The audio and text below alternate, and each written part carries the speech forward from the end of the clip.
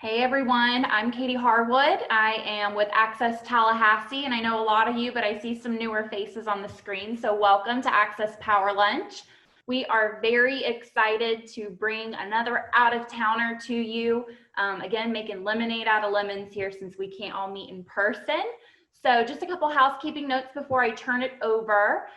Everyone's on mute, hang out like that for a while. If you have questions or want to chat, use the chat function to do so. And then if you think of any questions as we go along, go ahead and throw them in the chat box and we will talk about them at the end.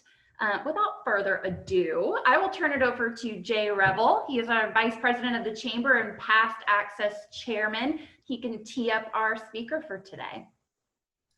Well, hey, everybody. It's great to be with you. Appreciate you tuning in with us. Like Katie said, we're getting pretty good at making lemonades out of lemons these days. We all wish we could be together with you in person, but this is the next best thing. And I think you're really going to enjoy the guests that we've got for you today. We've got I think you're going to just find a fascinating conversation. We're joined by Matthew Kobach, and Matthew is the director of content for a new company called FAST. He's also the former manager of digital and social media for the New York Stock Exchange. Through his career, he's been a social media marketer. Matt has created quite the personal brand for himself. Adweek recently named him one of the top 100 most inspiring minds in marketing, media, and culture. I came across Matt on Twitter some months ago and have been just enthralled by his guidance, his wit, and creativity on display there. I think it's safe to say that he's developed a certain mastery of using Twitter and other channels in the social media repertoire to advance a message. We brought him here to Tallahassee, virtually of course, to talk about building a personal brand, developing a career through community building, and utilizing social media to do both of those things. So without further ado, Matt, welcome to Tallahassee of sorts. How you doing these days? Thank you. I'm great, and there's no way that I live up to that introduction. I'm gonna set everyone's expectations significantly lower, okay? Just so you guys know. Hey, we set the bar low. You can walk right over it. We know the drill. Motto to my life. Before we dive into really the bulk of the conversation, Matt, I'd love for you to maybe share a couple of quick thoughts about your new company, FAST. It's got certainly a catchy name, but maybe can you give everyone a synopsis of what that I'm wearing it too. Yeah. I'm full in. I'm drinking the Kool-Aid, or as you guys apparently say, the lemonade. So I recently started this new position. I've only been here a month, or maybe not even. And what they want to do is create an internet that doesn't require a million passwords. It doesn't require you to log in. It doesn't require you to fill out fields over and over and over again. So we're soon to release our first product, and that will be a checkout product. And a simple way to explain it is, you know how easy it is to buy stuff on Amazon? You got that button, you just click it. Imagine that for every website. So that's what we're releasing. And we really want to democratize online selling for places that aren't Amazon. And then we'll kind of, take it from there, if you will. I don't want to give too much away, but you can imagine any scenario where you have to prove who you are online or have to fill out any forms. We want to be part of that process, and we want to take away all the friction and all the pain. So when I heard about the company, it was something that it really resonated with me. And it seemed like, when someone kind of mentions it, it's like, yes, this part of the internet is broken and no one has fixed it. And so it was a message that just really resonated, and I wanted to, be a part of building something. Yeah, that's super cool. It certainly resonates with me, as I'm sure everyone else on here. Just the other night, I was sitting on the couch with my wife trying to download a new app on our Apple TV, and just, trying to fumble through passwords and emails was just really a hot mess. And it gets you so frustrated, you just rather just turn the thing off. So can't wait to see what that interface looks like. Very cool. It honestly happened to me last night. I was trying to buy something, and I didn't feel like getting my credit card, and I just said, I'll buy it later. Yeah. And hopefully I remember to buy it later, at least for that company.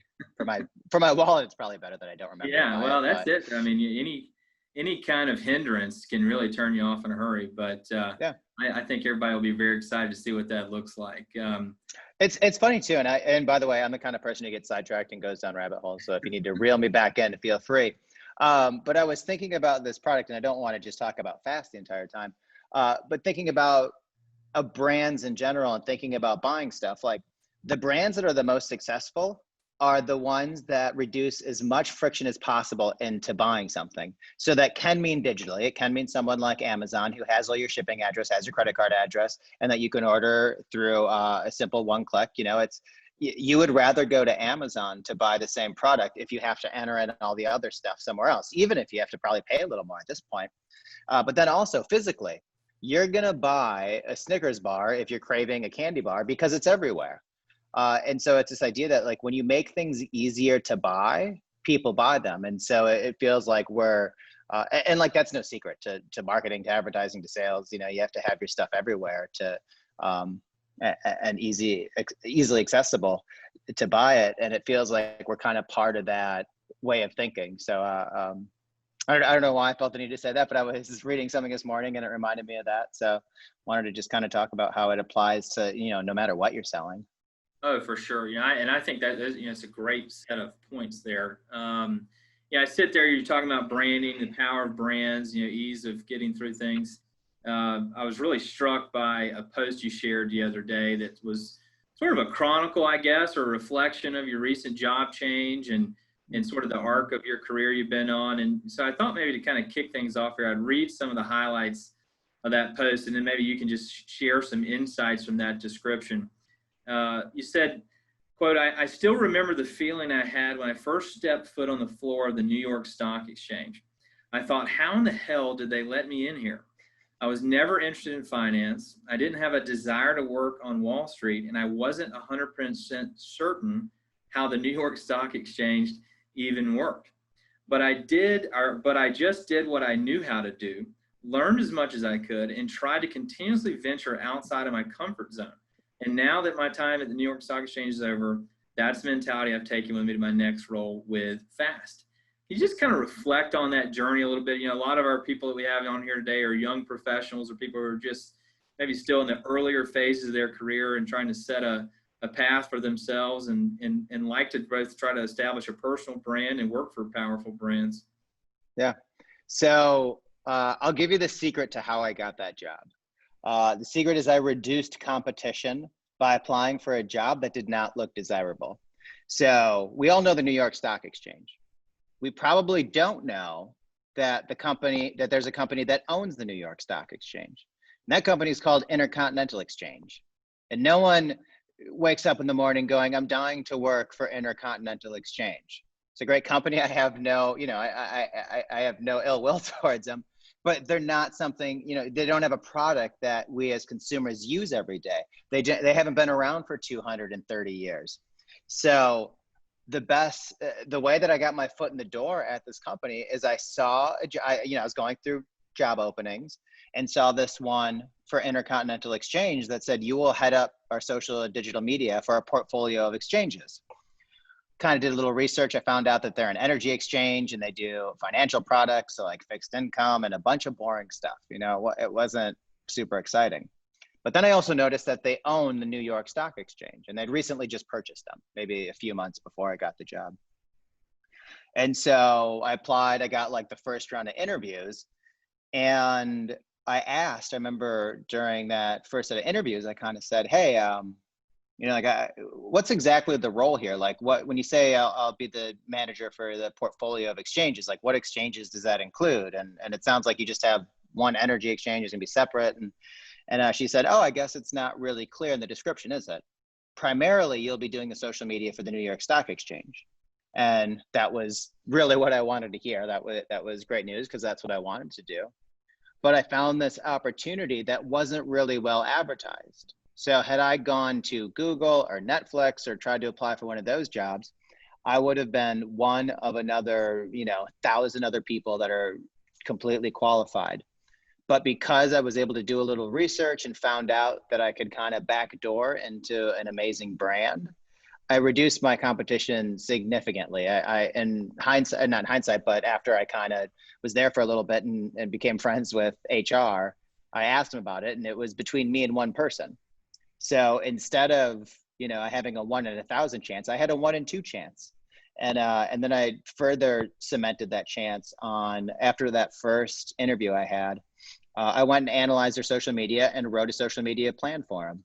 And I said, like, here's what you guys are doing right now. Here's what people are talking about you. I took old skill sets. I took skill sets I had from previous jobs, applied it to there, and just sent it to them. And it didn't even matter if it was right or good. It didn't even matter if I did it. I don't even think I did most of the stuff I sent them. It was just the fact that they're like, wow, look at this guy who's, after one interview, is taking the initiative to do all this stuff, and he's doing it for free. Imagine what he would do for us if we actually pay him. And again, talking to HR after the fact, like once I did that, it was my job to lose. So that's how I ended up there. And when I did, I made sure, I kind of started thinking about my personal brand and thinking about like, how do I want to be perceived? And then how can I also leverage what I currently have, to maximize what I'm doing. And so this is around this time, Snapchat kind of comes to be popular, and they were a private company, and we wanted to woo them. We wanted Snapchat to list on the New York Stock Exchange. So one way to do that was to be a really big power user of Snapchat. And so I pitched our company on using it, and Snapchat at the time, you had to take photos and videos through your phone. Now you can upload them separately, but at the time it was, if you didn't take it through the app, you couldn't post it. So I pitched our head of comms and our head of marketing on like, hey, let me be the face. Let me, like, I can interview CEOs, I can interview celebrities, I can talk to, I can give kind of a play-by-play, break down complex financial transactions. And they liked it. They said, great, like, we think you should do it. And so I was able to kind of leverage that, and to, I became known as the NYSE Snapchat guy. No one knew my name, but they knew me as that. Like, it would be, people would come visit the exchange and say that. So it was one of those, like, wasn't really a nickname, but everyone just called me that. And that led to some media outlets noticing it and picking up on it, doing a few stories on it.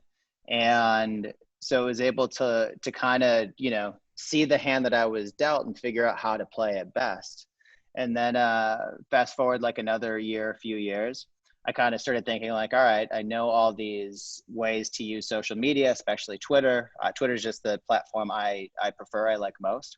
So I started taking like, all right, let me see what I could do to build my own personal brand on Twitter, taking everything I know about branding.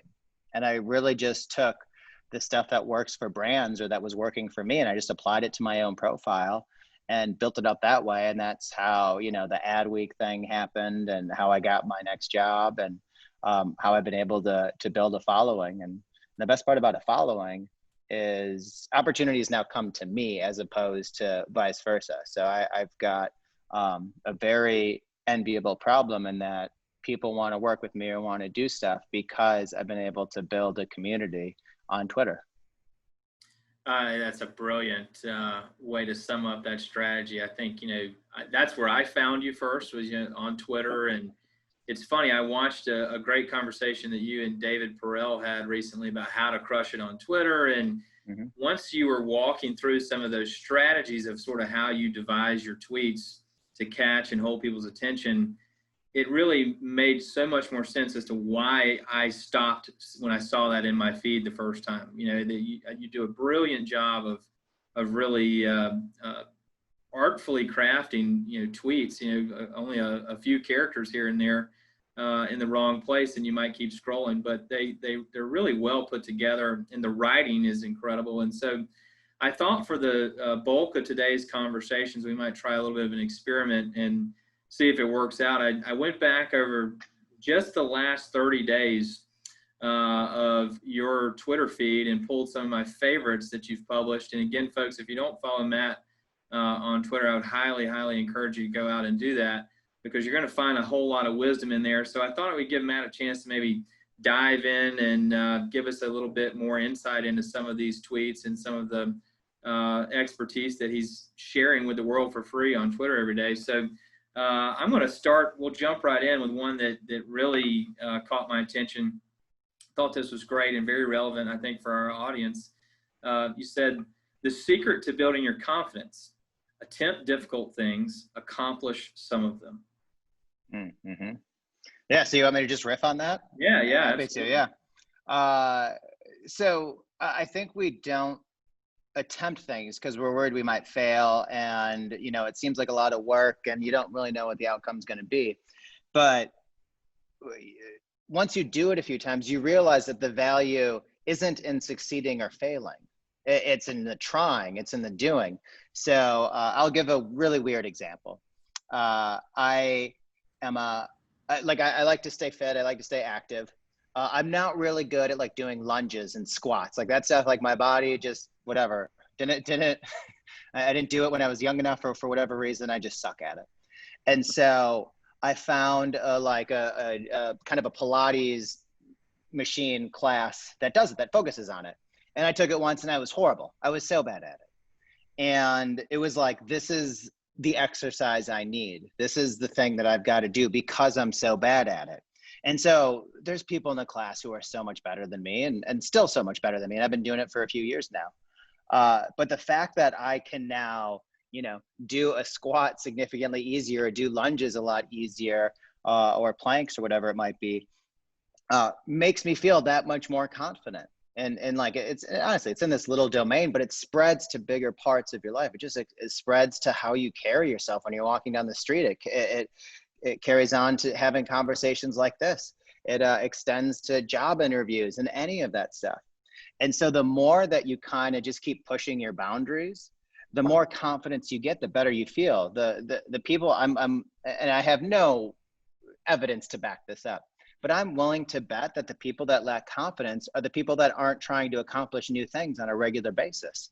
So like, always try something new. And if you are horrible at it, you're supposed to. You just started out. You were horrible at everything when you first started. And it's really how I started every job I've had. I started a business. I had no idea how to start a business, but I figured it out. I had no idea what the New York Stock Exchange did. I thought it was a government-owned entity. I thought it was like an organization. I didn't know. It's like stocks. Why would someone own who can buy stocks? But someone does. So like, just all of a sudden realizing like, I've got to get a lot better on what it means, what the equity exchanges are, and then figuring out all the other stuff that Intercontinental Exchange did, which was energy and commodities and all this other stuff. And then now it's with this new company. I took a job at a startup, a tech startup, because I'd never worked there before, and I wanted to, and I just wanted to kind of like cross that off my list. I wanted to say like, all right, I've worked here, and succeed or fail, I still did it. And so I'm hoping I succeed. Believe me, I want to succeed in all the things that I do, but it's not the end of the world if you don't, because you're still able to have that confidence even if you don't succeed. So there's so much value in always trying new things, and it doesn't have to be a new job. Like I said, it can be a new workout routine. I did the same thing jogging, maybe like 15 years ago or something. I was a horrible jogger. I'd go like a block and be out of breath and think this is the worst exercise I've ever done. And now I run like 5 miles a day. Okay, not every day. And I've gotten worse at it. But at one point I was doing that just because you just kind of kept doing it. You kind of kept getting better at it. And you kind of get over this hump at some point when you're doing something difficult, where then it becomes enjoyable. And like, that feeling you can't replicate. You can't win it by lottery. You can't have it just show up one day. Like, the only way you have that feeling of accomplishing something, or that like when you're running and it doesn't hurt anymore, is by spending 6 months every day running. And that's the reason I love it, is there's no way to fake that feeling. It's like, you have to put in the work to have it. Yeah, I love that. And that's a good segue too into this next one, which, you were speaking earlier about community building and the importance of using that as a strategy to develop brand, both personal and even if you're working with a company. But you said 1 year ago today, I decided to see if I could build a community from scratch. Mostly I wanted to prove to myself that I could do it. So I decided to take what I knew about community building and apply it to my personal Twitter handle. Seems like it's working out pretty well. Yeah. So that was, I wrote that a couple months ago. I was still working at the New York Stock Exchange, and I started my Twitter presence in like maybe May of 2019. So I'd always had a Twitter. I just wasn't deliberate about it. And so at that time, I made the decision, all right, I'm going to be deliberate with what I post and what my objectives are. And it really was to see like, all right, because I'd gotten all these like accolades for building the New York Stock Exchange social media. and I always kind of wondered, like, all right, like I didn't really feel like I did all that much that was special. You know, it's this entity that everyone knows. It's 230 years old, so it's like, how hard is it to market that actually? And I remember I went to a comedy show once. Maybe it was around this time, and maybe this is what, now that I'm thinking back on it, gave me this existential crisis that I needed to try this on my own personal. But I was sitting in the front row, and they're talking to the crowd, and the guy's like, "All right, what are you doing?" And I said, "I do marketing for the New York Stock Exchange." And he kind of laughs and says, "Everyone here who's heard of the New York Stock Exchange, raise your hand." And everyone in the audience raises their hand. He's like, "Look, you're done. You've got the easiest job in the world." And so I was kind of worried that, like, all right, I'm posting stuff, but could anybody be posting this? Like, is there anything special about what I'm doing that was able to build this social media? So that's when, and I couldn't, I was still working there. So I didn't have another entity to do it except for myself. So that's when I decided, like, all right, let me figure out the things that work on for businesses and apply it to myself. And let's see if I can build a community around me and around the ideas and around these topics that I'm interested in. And, with a little bit of skill and a lot of bit of luck, it worked out for me. And it's kind of been this, this crazy momentum ever since. Like I had certainly some good luck early on. I got retweeted by Jack Dorsey, the founder of Twitter, and had a few posts go viral kind of early on. But they didn't really give me a lot of followers, but it gave me that confidence. It gave me that willpower to keep going. It was like the perfect hit of endorphin that, like, oh, this is fun. This is kind of working. I'm headed in the right direction. So I'm just going to keep going down this path. And here we are 16 months later, wherever it is, talking to you fine people. Yeah, that's super cool. I love this one. You said, want better friendships, become a better friend. Want a great significant other, become a great significant other. Want more interesting opportunities, become more interesting. You attract what you are. What do you think people can learn from a statement like that? So I think in another life, I would have been like a relationship coach or something along those lines. I find that stuff really interesting. And I actually, in my actual past life, I was working on a PhD, and it was, I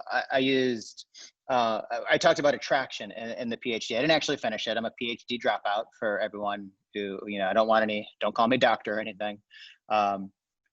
And I was talking about attraction. So, and attraction relationships and all this stuff. And I found it really interesting. And what you find is you have people that, again, kind of want these shortcuts. They're like, I want a great significant other. I want, I want to meet the perfect person. And it's like, are you the perfect person? You want someone who's super fit. Are you super fit? You want someone who's really kind. Are you really kind? You want someone who's super ambitious. Are you kind of laying on the couch right now, or are you super ambitious? So you realize that, like, the best way to get what you want in life, and whether it be from relationships or business opportunities or whatever it might be, is you have to become that first.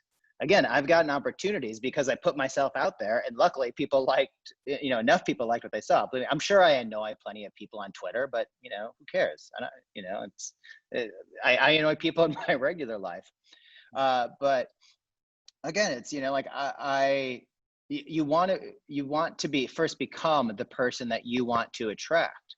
And so you've got to, it's not about what you're doing wrong. Like I've got, my fiance has a friend who's perpetually single, and there's always like an excuse on why the latest relationship didn't work out, but it's always outward looking. It's never inward looking. And if she would just spend 6 months, getting all this right, she would attract such a better quality person. But, you can kind of, scream at someone and tell them this, but they just have to come to that realization on their own. Like, I wish I want to like shake her and just say, like, do some reading and some meditating or whatever it might be, but nothing you can do about it. Yeah, no, that's great. I like this one a lot too. You said that the biggest secret to building an engaged audience on social media, get good at something and use social media to teach it to other people. Yeah. The accounts that are the most interesting are the ones that are kind of sharing their wisdom. So, and also what works well with this. So the way that I started my account, and it's kind of expanded a little bit over the past year, was you start really, really narrow. So if you're on social media, you want to build a following, you get as specific as you can. You're not interested in art. You're interested in 1950 to 54 American art, you know, like that you get that specific, that granular, and you become the expert in that. You become the person who's the only person who's talking about that. And it goes that same idea. I'm not one of 1,000 now when I'm doing that. I'm one of one. There's no one that can compete with me if I'm this specific. And then you've got to hope that that resonates with some people. You see this on social media all the time. You've got like, and this is really depressing if you do social media professionally, is you'll see people that, and it's, God, this is this dumbest account I saw the other day. I think it's fish. It's this guy flipping off fish. So literally he gives the finger to fish and it's got like 100,000 followers. But the reason it has 100,000 followers, obviously it's a good enough gag that people like it, but it's consistent. It's this so specifically narrow thing. And there's hundreds of accounts like this, or thousands or tens of thousands. There's an artist who draws celebrities sitting on sandwiches. Again, super specific, super silly, but that's why that works. And so you've got to get, and so when you're thinking about your personal brand, you've got to get that specific and that granular. So for me, it was, I was talking about social media in an honest way, in a way that I had a little authority because I've been doing it for several years, when there was a lot of, I'll say charlatans, for lack of a better word, talking about how to do social media, where maybe in 2008, their stuff was working, or these ideas were working, and they've kind of perpetuated for the past 10 years or so, when really there's been a lot of updates, the algorithms have changed and we've learned a lot more. And so some of their stuff was outdated, and I was able to just kind of have a matter-of-fact tone, which that was just inherent to who I was. It was just kind of the way I communicate. So that matter-of-fact tone with information that, went in the face of what other people were saying. And that people that did social media professionally, it was like, yes, this is, like it spoke to them. It felt true. And so it was really easy for them to retweet it, to share it, to like it, to follow me, because they understood that I understood who they were, what they were going through. And then as I kind of got some momentum there, some of the tweets that you're reading is I just kind of like thinking about life and how to be better and happier and all that stuff. And that's just, again, something that's inherent to me. That I like. And so I was able to kind of slowly introduce that stuff into my Twitter feed. And to be honest, a lot of it I apply to social media. So to even use that, like, if you want a better spouse, be a better spouse. You want a better friend, be a better friend. If you want better followers, like, be a better brand. If you want people more passionate about you, be more passionate. And so you can apply all these like really big life lessons that, by the way, aren't mine. I'm stealing them from people significantly smarter and wiser than me. I'm probably just repackaging them and probably just plagiarizing them. But you can take these ideas that have been around for thousands of years and put them into a modern context, and they just work so beautifully and so perfectly. Yeah, that's well said. I like this one a lot here too. And this is, some of your tweets are so short and sweet and to the point. They're really powerful though. Have flexible goals supported by inflexible habits. Talk about that a little bit. Yeah.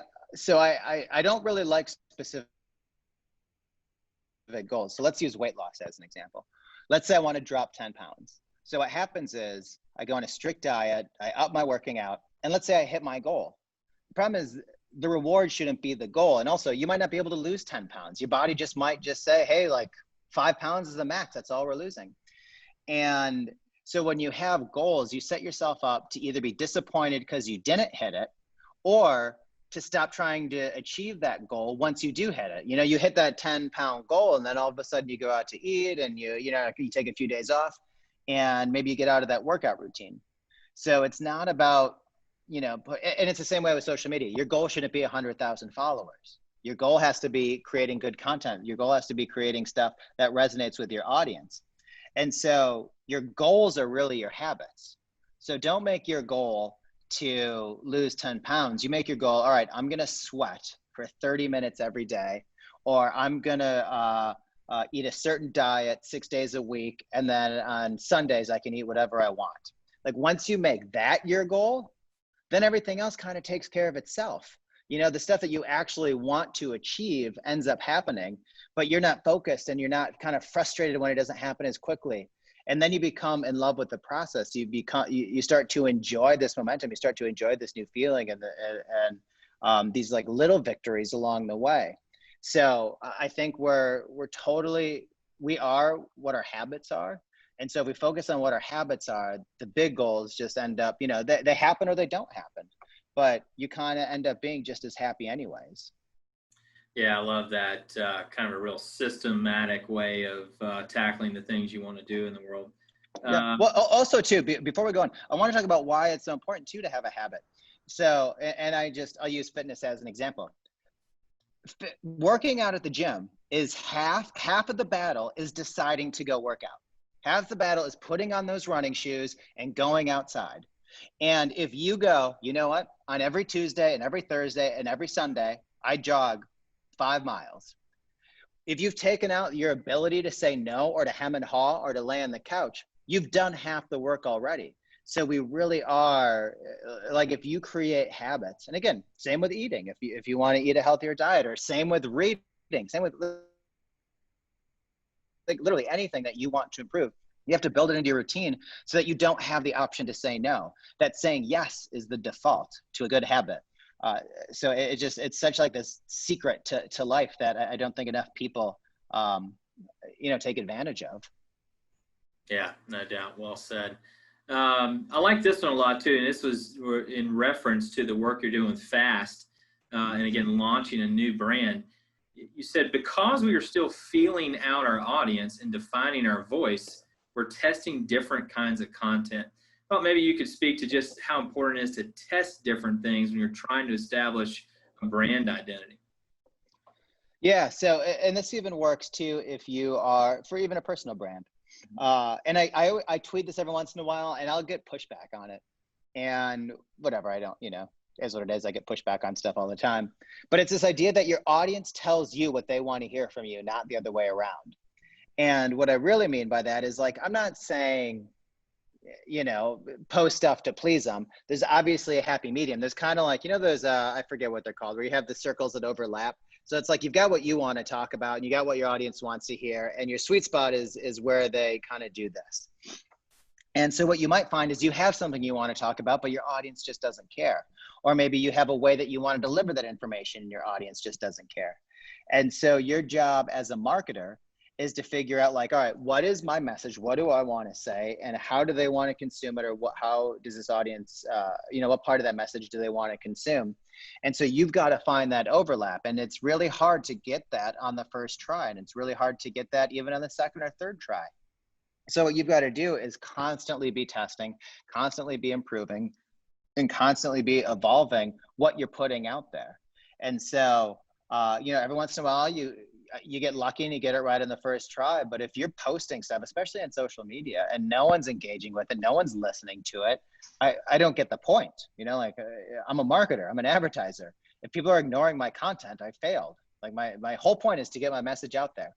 And so if I'm putting something out that doesn't resonate, it's my job to figure out how to make it resonate. It's my job to figure out, and this goes for paid or organic. If I'm putting stuff out there and my goal is to get people to click something and no one's clicking, I need to rework that piece of content. So it's marketing and is just this constant, making it better and testing out new ways of doing it.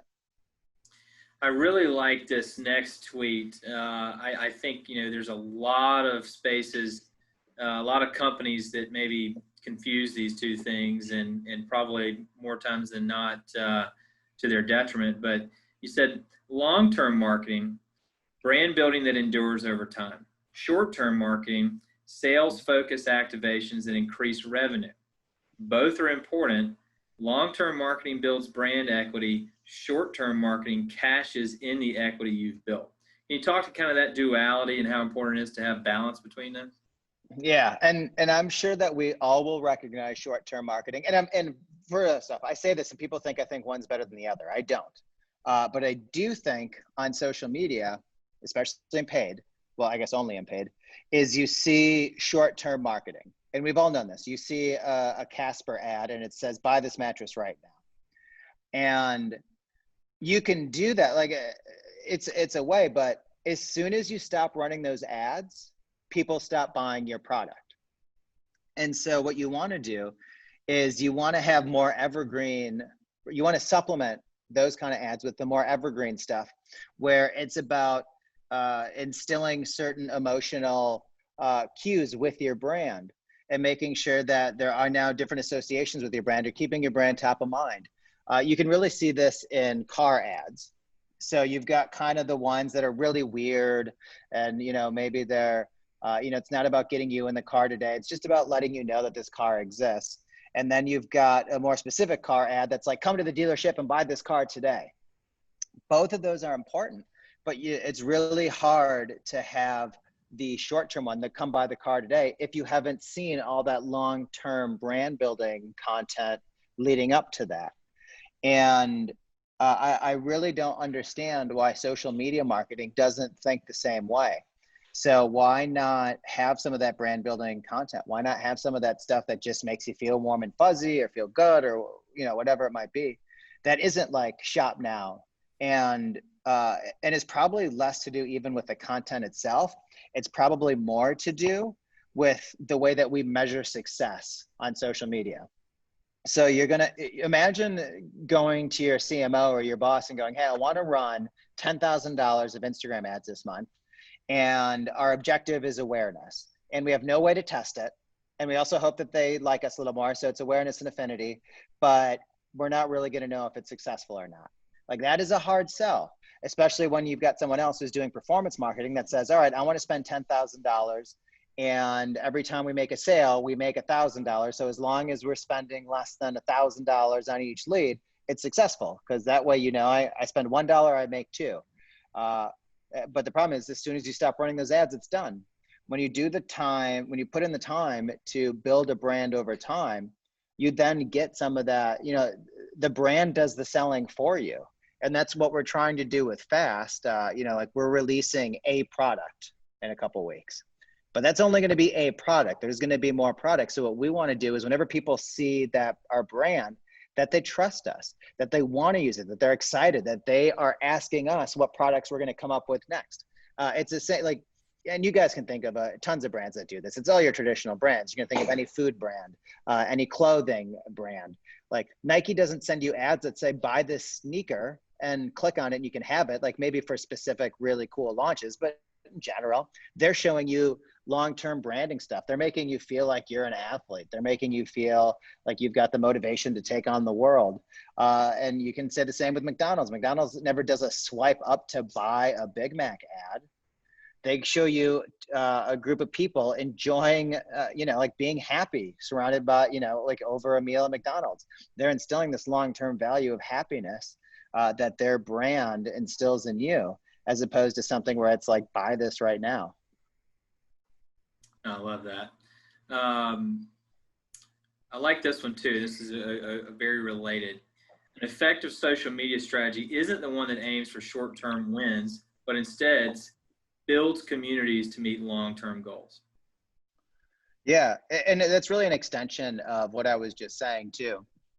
You have, and it's really that advertising. So instead of having people, you know, click and buy, and you're spending ads that way, that isn't sustainable. You want to do something where you've got a topic that you can build around. And some brands are better at this than other, and some brands and products and industries, it's a more natural fit than others.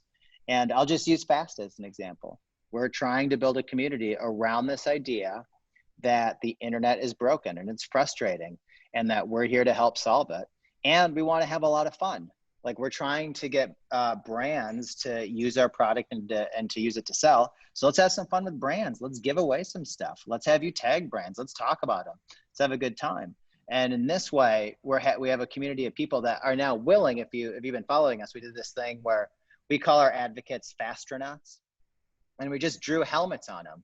And we had like 1,000 people want helmets, and they're now advocates for us because we've been able to build this community around this issue that they, you know, inherently understand and feel the pain of, and then also while celebrating their favorite brands. It's, you know, like I said, we're only a month into it, but it blowing my mind how passionate people are about this brand that we're kind of building in public. Yeah, it's very cool. kind of getting into the practicing, right, of creating memorable and interesting social media posts. I like this one you said a lot. You said, having to create social media content can feel overwhelming because the possibilities are endless. Solve this by narrowing your focus, create constraints, determine what you won't post, and always ask yourself, would this content make me jealous if someone else created it? So I think a lot of people suffer when they're creating content is that we could talk about our, how great it is to work here. And we can talk about the product features, and we can talk about the way that we raised money, or we can talk about any other million things.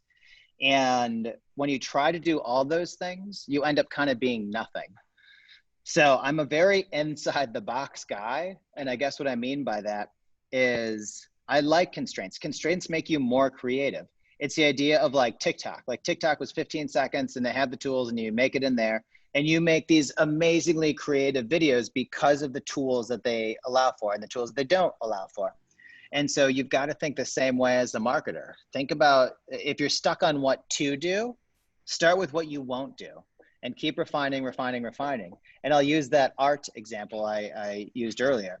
So it's not that you're going to talk about art. You're going to talk about art from a very specific time period and from a very specific location. I'll use wine too. You don't want to talk about wine. You want to talk about wine. You don't want to talk about Spanish wine. You want to talk about Spanish wine in this very specific region that you are now the expert on. Like that's how you get domain expertise. That's how you get people following you and passionate about you. So it's always give yourself more constraints. Always tell yourself what you're not going to do.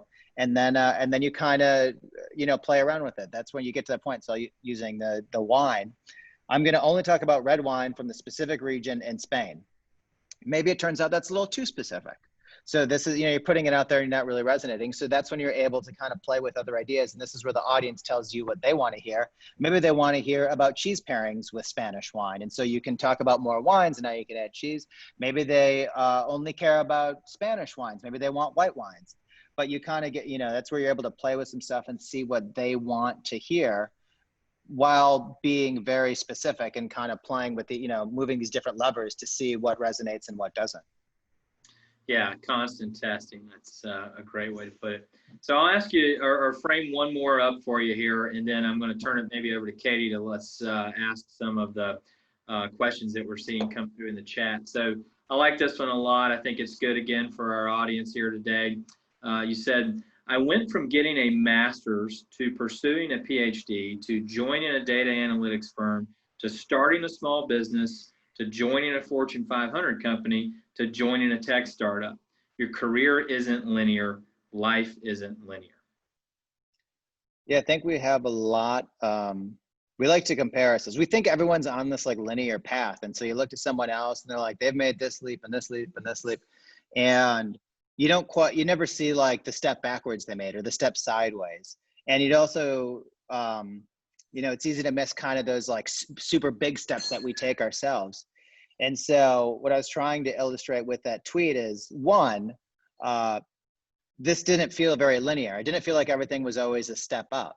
And you could easily argue that my current role isn't a step up. It's a step maybe sideways or different, or maybe it's a skip instead of a step, whatever you want to define it. But that life just doesn't always look that way. And it's kind of, and I'm sure we can all look back on this too. I'm sure we've all had that relationship that ended and that we were heartbroken about it. And looking back on it, it was the best possible thing to ever happen to us in terms of relationships. And that ended up being a really big step forward. But at the time, you didn't know it. So it's really hard to see all this stuff as it's happening. And it's a lot easier to see it in retrospect. And it's a lot easier to even know that like maybe that wasn't a step forward, but it turns out it put me on this different path that got me much faster and much further than I would have otherwise. So I think it's just an important way to always kind of take stock of what you're doing and always look at where you are. And, to know that no one's life, no one's career is linear. We're taking sideways, we're spinning around, we're going backwards, and sometimes we take giant jumps forward. Yeah, I love that. Katie, you want to tee us up maybe a couple of questions from the chat that we're seeing? Sure, I'm scrolling through right now. I'll just start at the top with the first one. Have you found a balance in dedicating your resources to building your online brand and content and maintaining and developing your real life relationships? Oh, my fiance would have an issue with, would have something to say about that one. She's in earshot right now. I'm sure she's wondering what I'm talking about. So the best way that I've been able to do this is to be very explicit, very transparent. And so there'll be times when I have, how about this? Let me rewind and tell you how I do it for how I, build a personal brand is sometimes inspiration hits, sometimes an idea hits, and it is actually not just personal, it could be professional too. I might have an idea for the New York Stock Exchange or my new role at Fast or for myself. And I've found that if I have that inspiration, if I let it go, I kind of lose it forever. It's not like I can go tap into it, 3 hours or 3 days from now. It's like kind of now or never. And so I try to do that. And I used to do that without saying anything. I would just kind of pull out my phone, start typing some notes, and honestly look kind of like an asshole. And it wasn't until I said, hey, sorry, I don't mean to interrupt. I just had this idea. I'm really passionate about getting out. Let me just write this. Give me like 2 minutes to like tap this out, and I'll go back to you. And so that's the best way I found to do it. And I'm fortunate. I think this goes back to like, be who you want to attract, is that she's willing to put up with that. And it's a fair agreement that we both have, that she understands that like, this has provided both of us interesting opportunities, so that she allows me, if I'm, feeling particularly inspired to write about something, to do it. And she'll also be the first to say, are you writing about something right now? Or are you just like messing around on your phone? And I'll, say guilty as charged and put my phone down. It's a good old fashioned communication. Imagine that. I know, right? Go really figure. Works, guys. It really works. What's so funny about it too, the more transparent you are about everything, like literally, it's not just your relationships, but like we're right now, part of the reason that we're got so much momentum behind us on Fast is because our CEO kind of builds in public. He talks about his hiring practices. He talks about how he's building it. I talk about how we're building our social media. I literally say, hey, we're doing X, Y, and Z right now. I don't know if it's going to work, but this is our strategy right now. And so that transparency, that ability to just share what you're doing, people really appreciate it. And you give people so much more leeway when you know what they're thinking. And also too, it just helps understand, like I think we make a lot more assumptions than people really realize. So if I'm, again, I'll just use my phone. Let's say I have this really good idea. I know it's going to be this amazing campaign. I just need to write down these words for 30 seconds. My fiance doesn't know what I'm doing. She might think that I just decided to get on Facebook and scroll and ignore her. And so unless you're communicating what's going on, people are making assumptions all the time. So it's why it's so important to like over communicate as opposed to under communicate. Absolutely. Absolutely. I'm going to kind of combine the next two. They're both from Ashley. So she asks, are there any quick tips for building up a new business social media presence? And then also with limited advertising budget, where should she put those dollars? So once she gets started, where should she be investing? Well, so it does depend on do you want to hop in and tell me what the industry is? Ashley, you want to? Hey. Hi, Matthew. Going on almost 1 year of a CBD shop, and sorry, CBD store, Matthew. This has been great. Going on a year now and opening up a second location. So all about CBD retail CBD. I love it. So here's what I would do if I was in that industry. Is CBD is so dependent on the brand because the less unique your product is, and I'm not saying, or I should say the easier it is to replicate your product, the more your brand matters. And so brands work really well visually. So my gut would be, I would double down on who our brand is, what we stand for. Like, are we CBD for stressed out moms? Are we CBD for students? Again, you want to get super, super niche and specific. And then brands are inherently visual, which is why Instagram is such a great place for brands. So figure out, how do we come up with a visual identity that if someone sees what we post, they know it's ours, that they know it's us. And you got to do that over and over and over again. And so what I would do is I would pick a very specific customer that I want. And you don't have to do this, but let's just say it's stressed out moms of 5-year-olds and younger who now have, kids at home all the time.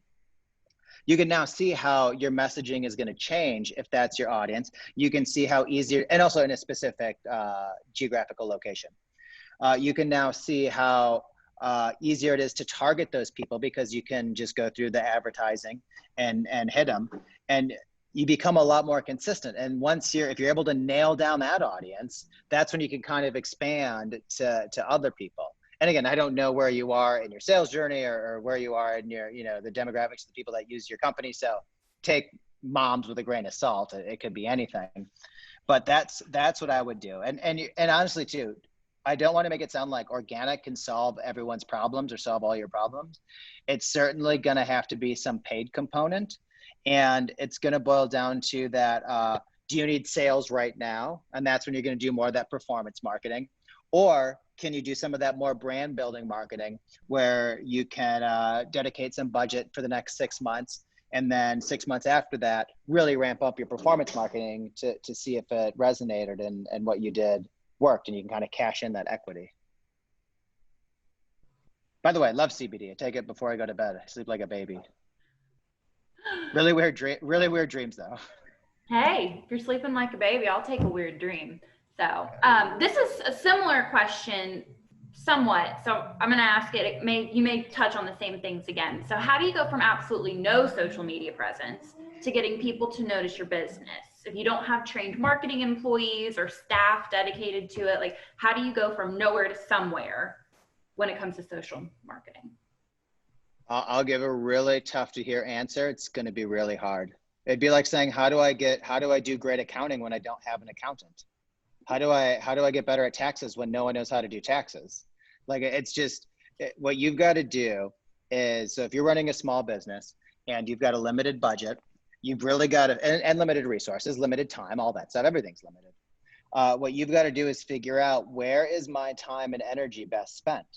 And so if you don't have the time, resources, or budget to allocate to social media marketing, it's probably not going to be the best place for you to allocate your time and resources.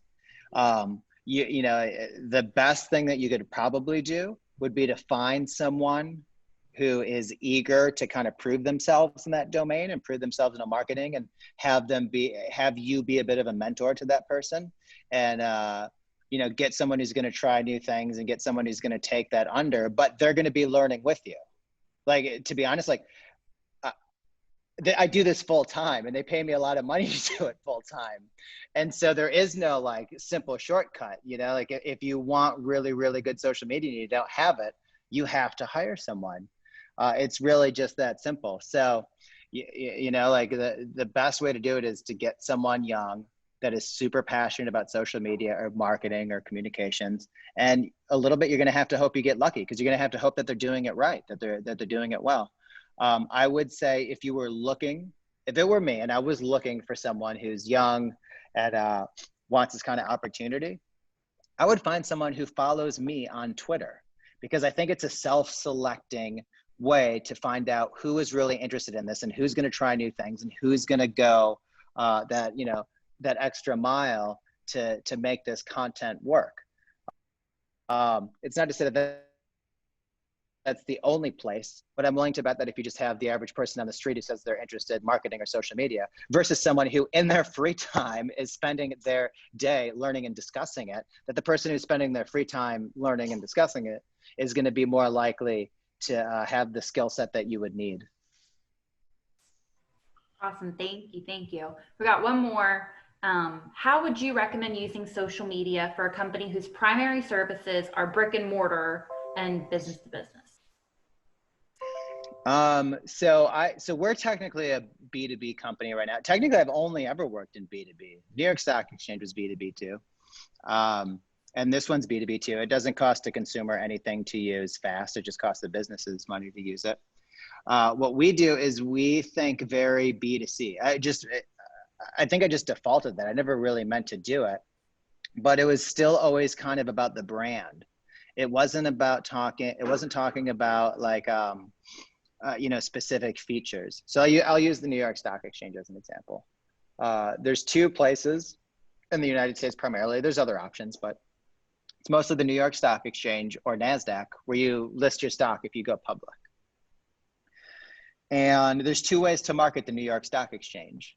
So you could market it very matter-of-factly in terms of like the differences between us and NASDAQ, which are we have traders on the floor, we trade with less volatility, so your stock doesn't go up and down, it's more stable. And this ends up at the end of the, and at the open of the market, it does this, and at the close of the market, it does that. And if you stick with us over, you know, the course of 6 years, that volatility results in whatever savings for you. And you can see that's a very practical way to advertise. I hated advertising that way. I hated those messages when I got told to do it. I wanted to show the facade and this giant banner dropping down with your logo. You've worked for 10 years building this company and you want to take it public where at the place where the world's best or America's best and greatest inventors and entrepreneurs took their companies public. It's here. You want to ring that bell. There's only one New York Stock Exchange bell. That's what you want to ring. You want to be on the floor with those traders. And so that's what I would try to sell. So it was really a consumer way to sell that stuff. So I would get into that the same way. We emotional appeals resonate with us. I don't know why we think that all of a sudden magically doesn't become the case when it turns into a business transaction, when it's a B2B thing. Now, certainly you're going to have to talk about money and specifics like that, but that tends to be the more like, that's how you close the sale. That's how you, you know, that's like a small part of the presentation. If you can get someone excited about your business and then, oh, bonus, we're the cheaper option, or bonus, we're the more professional option, or that we have better results, like that's how you all of a sudden get them in. You got to get them emotionally and then seal the deal with those kind of B2B facts. I love that. Matt, cannot thank you enough for giving us an hour of your time and an infinite amount of wisdom and expertise. Thank you, my friend. That was really great. Thank you guys. And to be honest, I would not do this stuff. I'm very selfish. I would not do this stuff if I did not like it and get something out of it. I could sit and talk about my own tweets for 5 hours. So this was no problem. Happy to do it. And if you guys ever have any questions or you want to contact me, Twitter is probably the best way. My handle is just mkobach, so you can see my name right there. Feel free to follow me, ping me, DM me, whatever. I'm happy to chat and answer any questions to the best of my ability. Yeah, I can't recommend that enough, folks. Every day I see something that Matt publishes there and really glean a lot of wisdom from it. It's a great follow. And don't forget to follow his company, FAST. That's just at FAST. Pretty easy to get a hold of. How about this? I do have one request in return. If you ever see the FAST button on a website, just click it. It's going to be a way to purchase something. You'll have to sign up one time, but that's all I ask. Just click it if you ever see it. That's it. I think that's fair deal. Fair deal. Yeah, right? What a good deal. That is a good deal. You'll love it too. All right, guys. Well, thank you so much for having me on. I honestly, I really enjoyed it. So you got it, man. Thanks again. We sure do appreciate it, Matt. Again, appreciate your willingness to come on and offer us that time and expertise. And folks, as always, thanks for joining us here at Access Tallahassee for another event. Don't forget to follow us on all of our channels so you can stay tuned to what we have coming your way next. So thanks again for being with us, and we'll look forward to talking to you again real soon. Be well, everybody.